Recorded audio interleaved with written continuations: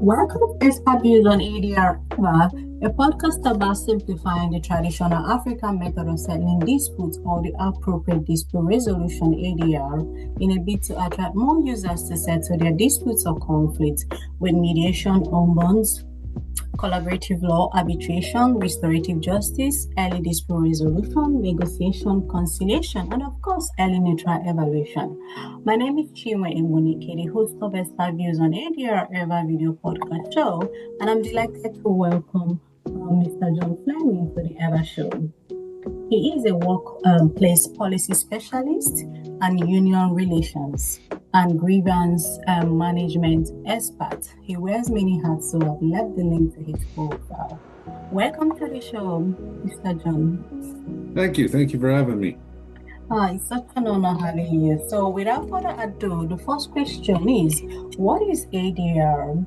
And is it a suitable mechanism for advancing discrimination, harassment, and bullying at the workplace? Thank you so very much. You bet. So ADR, simply alternate dispute resolution. And ADR encompasses non-adversarial mechanisms for resolving conflict without resorting to litigation or more formal complaints processes.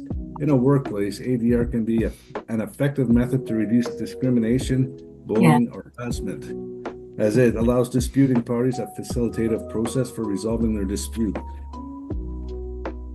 It allows the parties to take back their power and drive the resolution processes.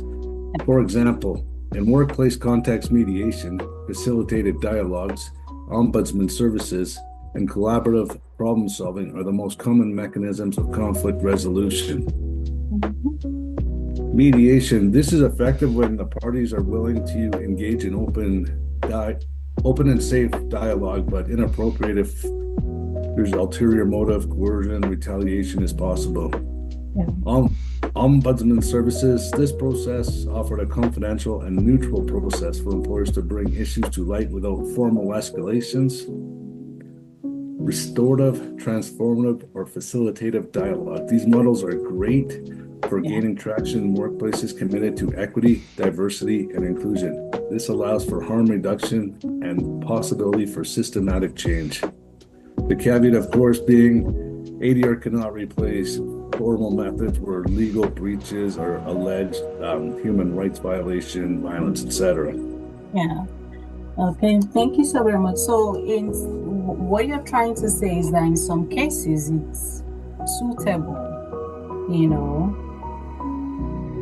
Okay, so how about when you have offenses like or behaviors like this, would you advise someone to approach ADR?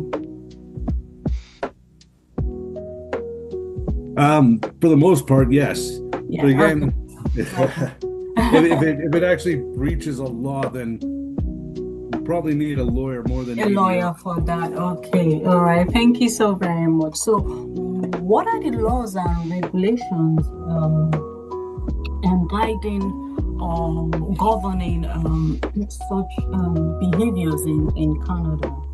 Thank you. Some Canadian legal frameworks to consider: the Canadian Human Rights Act for workplaces within the federal jurisdiction, Ontario Human Rights Code, and BC Rights Code for workplaces within provincial legislation jurisdiction, the Occupational Health and Safety Act in each province, Bill 132, which mandate employers to prevent and address harassment, discrimination, and workplace violence. And we have the Employment Standards Act, outline the employer's obligations to ensure a safe workplace. So is it like different jurisdictions have got different laws? Well, there's federal and there's provincial. Oh, okay. And they would all be very similar. Yeah. Mostly just be the wording, but yeah, the federal laws would trump the provincial legislations. Okay, thank you so very much for that. So, what are the common barriers that employees face when reporting such behaviors? Thank you. Some common barriers might be fear of retaliation, job loss, demotion, being ostracized, distrust in human resources due perceived employer alignment or lack of proper official procedures, lack of confidentiality in the reporting processes. This can be ties to weak or lack of official processes for reporting discrimination or harassment. Distrust or weak processes can lead to employees fearing their confidentiality of the matter, which can lead to retaliation. Cultural norms or internalized oppression, especially for racialized, disabled, or 2S LGBTQ plus individuals.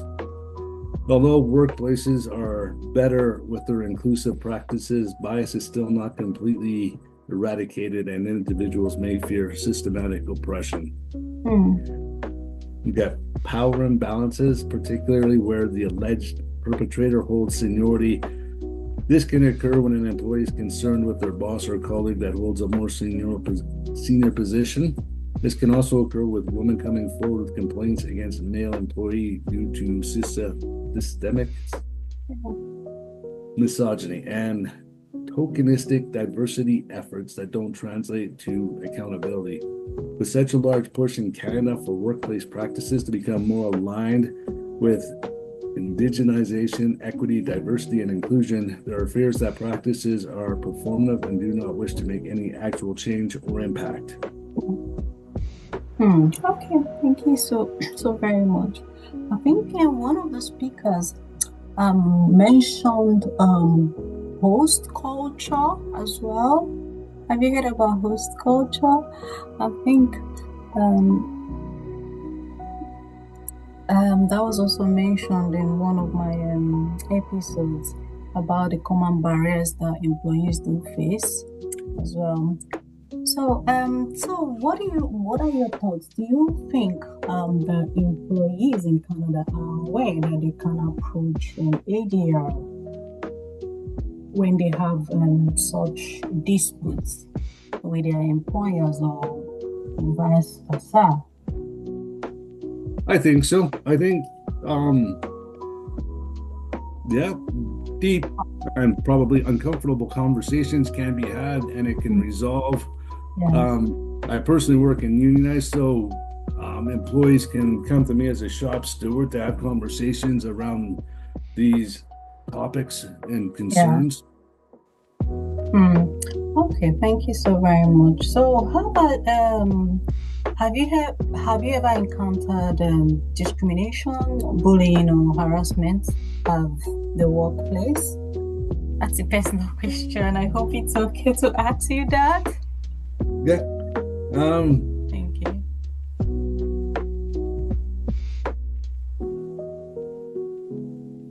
Sorry, what the question is, to what extent are employees encouraged to settle disputes? Okay. No, what I'm asking is, now your own personal experience, have you ever encountered discrimination, or have you been bullied or harassed? No. At your workplace? I personally haven't, but I've seen it. Okay. Thank you. So from your observation, what were your thoughts? Did the company or the HR protect this person afterwards, after reporting that he or she was bullied or discriminated against? What do you think? Do HR, do they help? Are they independent? What are your thoughts on that? Thank you. I find HR usually sides with the company most of the time. A lot of stuff can get swept under the rug. Yeah. Unless it's like blatantly obvious and it's significant enough that bad publicity might come back on the company, then they will deal with it, but they protect the company representatives more than the individual. Thank you so very much. So what do you think are the role of the HR managers and organizational leaders in promoting safe spaces via ADR?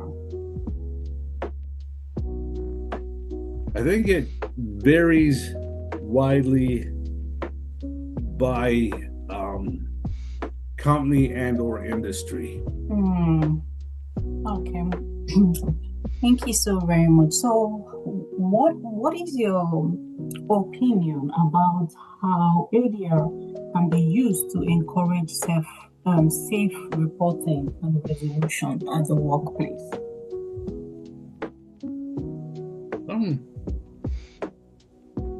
I think a lot of less significant issues, concerns, things like that can be discussed in a mediation type setting, can get resolved fairly quickly and effectively. I think, employers will take that, and shifters or foremen, whatever, if you come forward with a concern and it's presented well, and you're willing to have the back and forth conversation, I think that works well.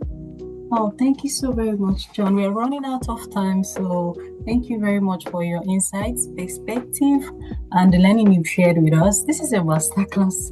I'm so grateful for you coming on the show, and of course, I believe that the HR organizational leaders, companies, higher education institutions would, embrace all you have stated herein, and